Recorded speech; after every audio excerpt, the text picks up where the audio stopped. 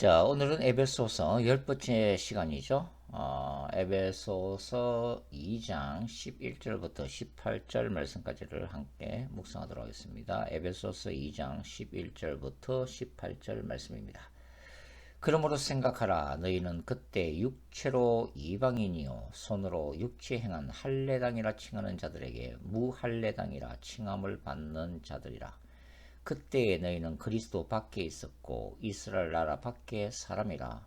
약속의 언약들에 대하여 외인이요 세상에서 소망이 없고 하나님도 없는 자이더니. 13절 이제는 전에 멀리 있던 너희가 그리스도 예수 안에서 그리스도의 피로 가까워졌느니라.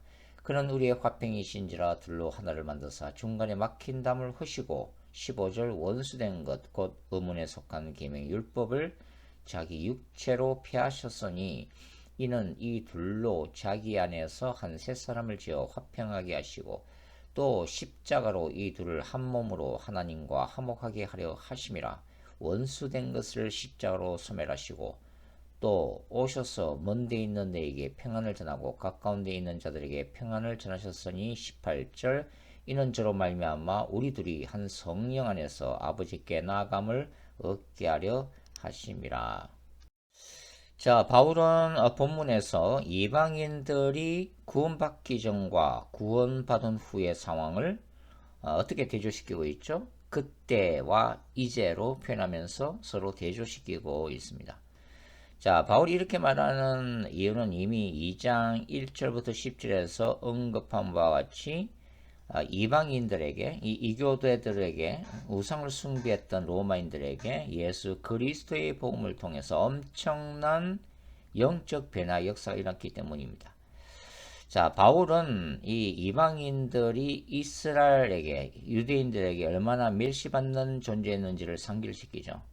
자, 이스라엘 백성들이 하나님의 백성 되는 징표가 뭡니까? 바로 할례죠. 할례 의식을 유대인들은 당연한 것으로 받아들였습니다.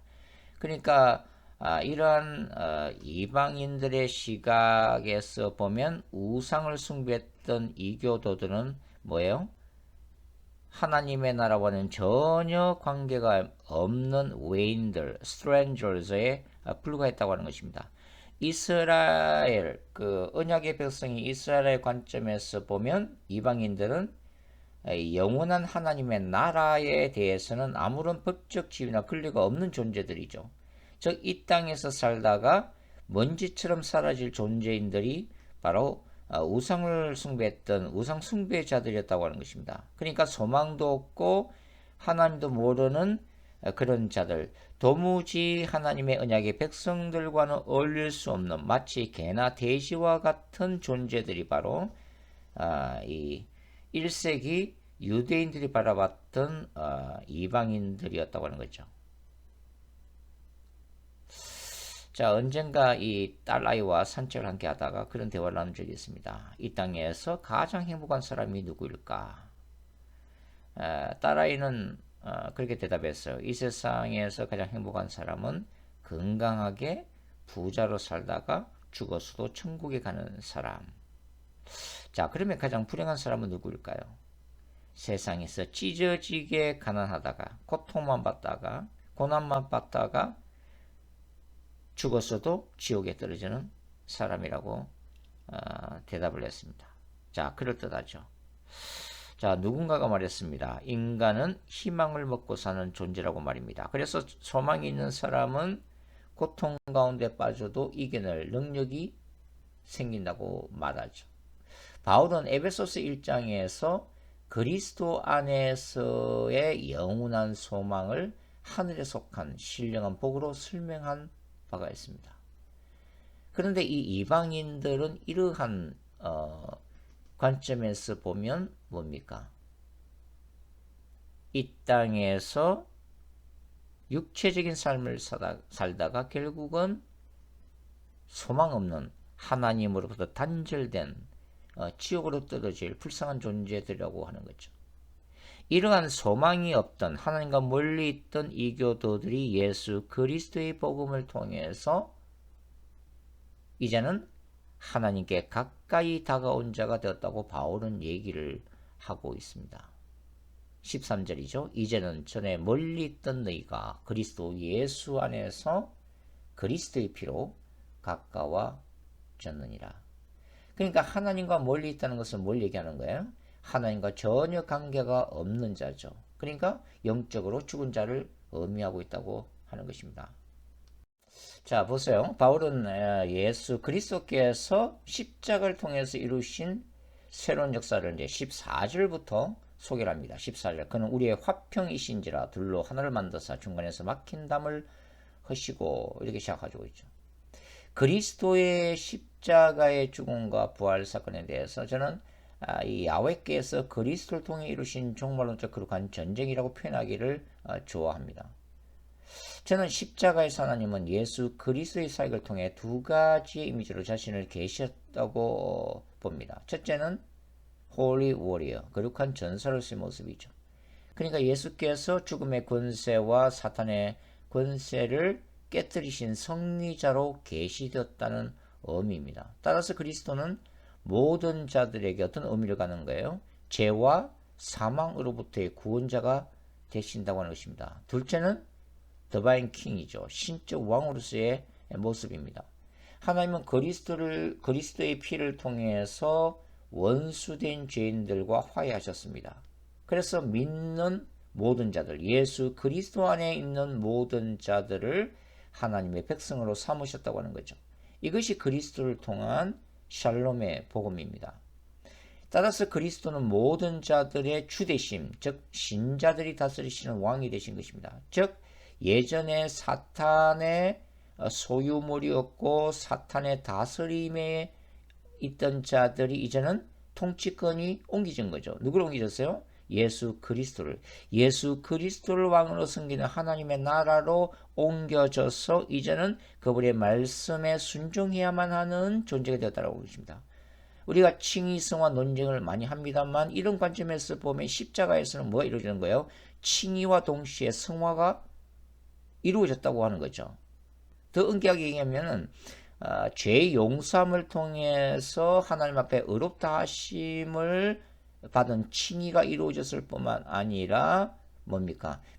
현재적 관점에서 보면 이미 사탄의 소유물에서 예수 그리스도의 소유물이 되었기 때문에 예수 그리스도의 말씀에 순종해야만 하는 그 거룩함의 삶을 살아가야 하는 당연한 의무가 주어졌다고 하는 것입니다. 그게 성화의 시작인 거죠. 물론 하나님은 이미 임하였지만 아직은 하나님의 나라가 완성된 것은 아니고 구원이 임했지만 구원은 아직 완성된 것은 아니기 때문에 뭡니까? 최후의 종말론적인 심판대까지는 우리의 구원이 뭡니까? 점진적으로 완성되어가는 하나의 과정에 있다고도 이야기를 할 수가 있는 거죠. 자, 여하튼 예수 그리스도는 십자가의 사역으로 샬롬의 복음을 이 땅으로 가져오셨다고 하는 것입니다. 그리고 샬롬이자 에이렌의 평화, 평강 그 자체이신 그리스도 안에서 이제 놀라운 일이 생기게 된 거죠. 이방인과 유대인들 사이에 기가 막힌 일이 생기게 됩니다. 그것이 뭐냐면 유대인과 이방인을 구분하는 중간에 막힌 담이 허물어졌다고 하는 거죠. 이 바울이 말하는 이 중간에 막힌 담은 이 당시에 예루살렘 성전을 지금 이미지화고 하고 있는 거죠. 자, 예루살렘 성전에 보면은 이 이방인들이 들어올 수 없는, 즉 이방인의 뜰과 그 다음에 유대인의 뜰이 분명히 구분되어 있다고 하는 것입니다. 그리고 이방인의 뜰에서 뭡니까? 예루살렘 성전 본체 건물 안으로 들어가려면 그 경고등이 붙어 있어요. 절대로 이방인들은 들어가서는 안 된다고 하는 거죠. 이것이 중간에 막힌 담이었다고 하는 것입니다. 그런데 이러한 유대인과 이방인들을 구분했던 예루살렘 성전의 외벽이 영적인 새 성전인 교회 공동체 안에서는 뭡니까? 상징적으로 무너지는 일이 발생했다고 하는 거죠. 이 중간에 막힌 담은 이방인과 유대인들 사이에 존재했던 죄악된 정오심에 기초하고 있다고도 볼 수가 있습니다. 자, 그리스도께서 하나님과 인간 사이에 단절되고 파괴되었던 그 수직적인 관계를 회복하심에 따라 이제는 무슨 일이 생겼어요? 수평적인 관계, 즉 인간과 인간 사이, 그리고 인간과 피조 세계 사이에 극적인 화해 역사가 이루어지게 되었다고 하는 것입니다. 따라서 세상에 존재하는 모든 전쟁과 폭력, 갈등과 정오, 분열과 시기는 하나님의 뜻이 아닌 것입니다. 이 모든 것들은 오히려 인간의 제약된 본성에 기초하는 것이고 그 배후에 부추기는 사탄의 역사 때문인 거죠. 자, 그럼에도 불구하고 모든 중간에 막힌 담을 허무셨던 예수 그리스도를 믿는 오늘날의 교회 안에서의 현실은 어때요? 끊임없는 폭력과 갈등이 일어납니다. 분열과 정오의 역사가 넘쳐나죠. 하나의 역설적인 비극인 것입니다. 그러니까 저와 여러분이 진정으로 예수를 믿고 있다면 그분께서 우리 안에 존재하는 모든 담을 허무셨다고 믿고 있다면 교회 안에서 이런 일이 지금도 일어나는 것을 어떻게 생각하시나요? 자, 사도 바울의 가르침을 다시 한번 들어보겠습니다. 자, 바울의 가르침에 따르면 먼데 있었던 우상 숭배자들인 이교도들이 그리스도 안에서 하나님과 화해하게 되고 이방인들에 비해 혈통적으로 하나님과 가까이 있었으나 뭡니까? 율법의 의로 스스로를 어렵다고 세운 그 바리새인의 의, 율법의 의로 구원을 받을 수 없었던 유대인들이 다 함께 그리스도 안에서 하나님과 화해되는 기적이 일어났다고 하는 것입니다. 결과적으로 구원받은 이방인들과 구원받은 유대인들이 그리스도를 통해서 새 한 사람, one new man, 새 한 사람이라는 새롭고도 영적인 인류로 탄생되게 되었다고 하는 거죠. 혈통적인 이방인과 유대인들과는 구별되는 이 새로운 한 사람이야말로 뭐예요? 우리가 교회 공동체라고 부르는 종말론적이고 유기체적 공동체인 것입니다. 자, 그렇다면 우리가 교회를 잘못 이해하고 있는 것은 아닐까요? 서로 원수된 자들이 교회라는 이름을 가진 세상과 구별되는 하나님의 공동체 안에서 한 세 사람이 되는 것이 성경적입니다. 그런데 정반대로 교회 안에서 중간에 막힌 담들이 계속해서 생겨나고 있는 거죠. 그게 현실입니다. 하나님과 화해했다는 신자들이 교회 안에서 서로 원수가 되고 있다고 하는 거죠. 그럼 우리는 세상에 어떻게 이 한 사람, 새로운 한 사람이라고 하는 교회 공동체를 소개할 수 있을까요? 그리스도를 통한 화해 복음을 어떻게 전할 수 있을까 하는 것입니다. 제가 오래전에 베이커스필드에 있는 한 한인교회를 한 1년 몇 개월 동안 설교 목사로 섬긴 적이 있습니다. 근데 이 교회는 교인들 간에 발생한 장기간의 갈등과 분쟁으로 인해서 담임 목사가 공석이었어요. 교회를 사임하고 나가버린 거죠. 담임 목사를 청빙하는데 시간이 걸리고, 그리고 교인들 간에 서로 싸우느라고 새로운 담임 목사를 청빙조차 못하고 있었습니다. 그래서 제가 어떤 분의 소개로 말씀으로 섬기게 되었는데요. 어떤 주일에 설교를 마치고 이 교회 식당 쪽으로 발걸음을 옮기고 있는데 그 교회 안에서 영향력을 지니고 있었던 한 안수 집사님이 내 곁에 다가와서 조용한 어조로 이렇게 말했습니다. 목사님, 우리 교회는 예수님이 직접 오셔도 해결이 안 될 겁니다. 예수님이 재림하는 그날까지 끝까지 교회 안에서 피 튀기게 서로 싸울 의지로 넘쳐나는 교회. 하나님 우리에게 주신 이 종말론적인 거룩한 전쟁, 개인적인 차원에서 죄와 싸우고 공동체적 차원에서 세상의 사상과 대항하며 우주적인 전쟁에서 하나님의 나라를 일구어 나가야 될 그 중요한 도구이며 하나님 나라의 거울이라고 하는 이 교회 공동체가 지금도 싸우고 있다고 하는 거죠. 바로 이민교회의 분열의 역사 아니겠습니까? 한 맺힌 교인들끼리 끝까지 서로 싸우는 슬픈 이민교회의 자화상이라는 생각이 듭니다. 자, 본문 속에 나타난 이 하나됨의 주제는 사실 에베소서 3장에서 바울이 말하는 두 번째 복음의 비밀을 이제 달려가고 있는 하나의 기초가 됩니다. 사탄의 권세를 꺾고 교회 공동체에 들어온 유대인과 이방인 간의 지속적인 갈등의 문제에 대한 바울의 답변이 바로 하나됨의 주제죠.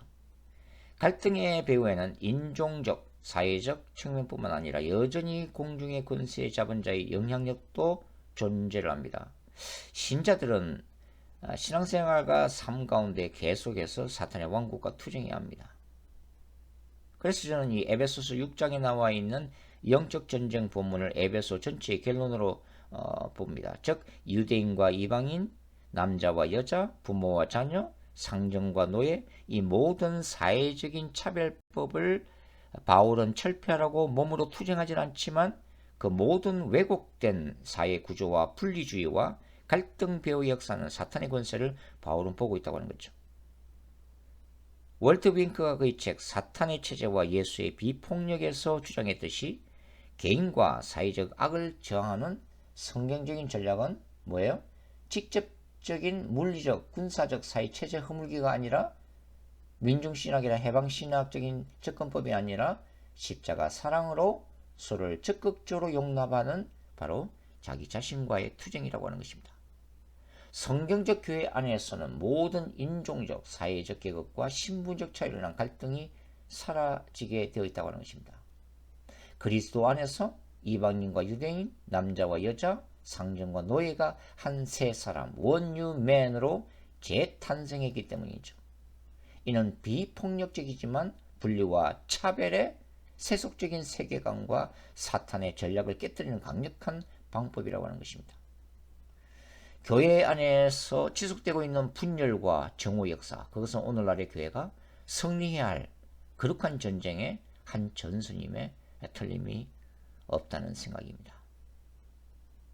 기도하겠습니다. 사랑하는 주님, 주님은 우리를 용서하셨는데 우리는 서로 용납하지 못하니 불쌍히 여겨주시옵소서. 사랑이 사라져버린 교회, 분쟁으로 얼룩진 우리의 깨어진 교회들을 용서해 주시옵소서. 새롭게 하여 주시옵소서. 한 세 사람을 창조하신 그리스도 안에서 성령의 능력으로 새롭게 하나 되게 도와주시옵소서. 하나님과 하나 된 것처럼 제자들도 하나 되게 해달라고 주께서 기도하신 그 기도가 하늘에서 이룬같이 이 땅에도 이루어지게 하옵소서. 열매 맺게 하옵소서. 예수님의 이름으로 기도드립니다. 아멘.